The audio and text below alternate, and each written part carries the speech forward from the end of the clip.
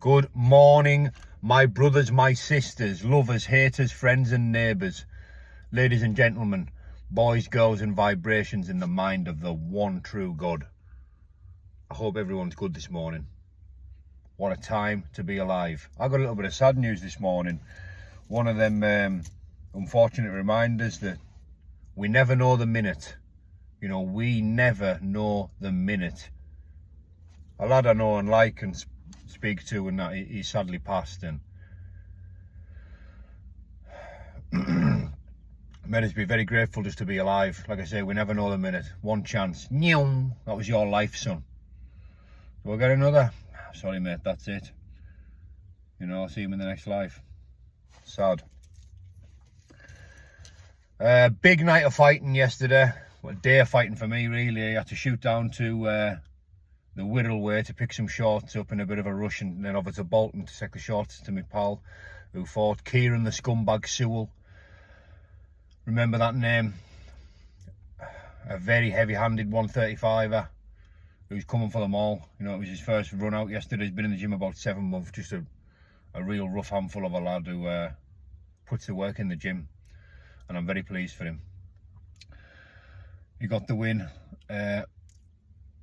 Pal of mine, Stan, got the win, and I took off back up the road because I had I had Georgie with us, and shot back in. BKFC had started. Shot back in, watched a few fights. I was buzzing for his Heppy. Looked very sharp at the, you know, and very quick at the weight. Good counter punching, and he'll go far. I'm a big fan of his. The Rico Franco Jimmy Sweeney fight was unbelievable. Unbelievable. Jimmy looked good. You know, Jimmy looked so good. And you know, Rico is just an animal. Like, I tipped my hat. I was on the edge of the seat shushing the bed and saying, move, and oh, what a pagger. I'm over the moon for Rico. Do you know something?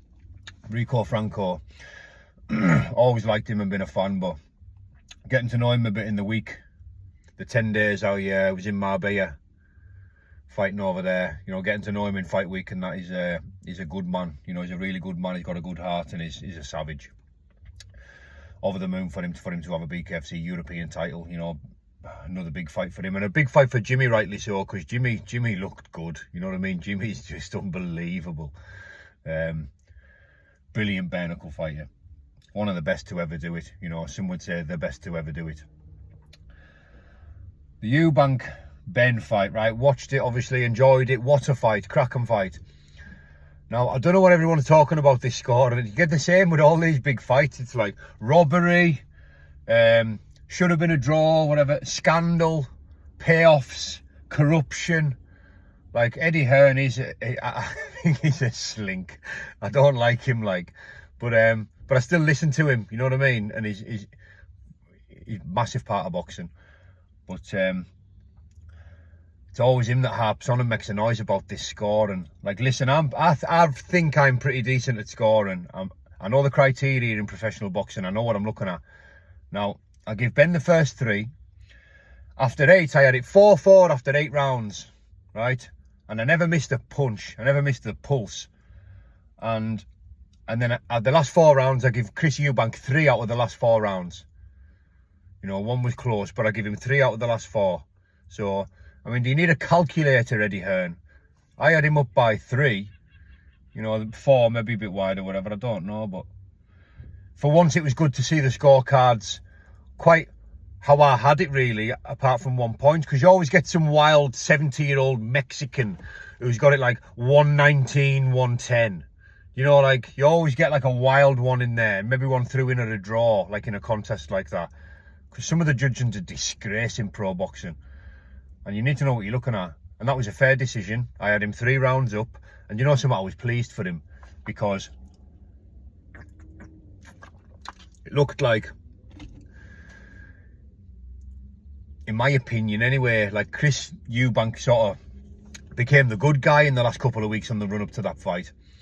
And I do like Ben, and he looked ferocious in them first few rounds. just like his dad, you know, reminded us, just fighting him like that with that speed and with the wide stance.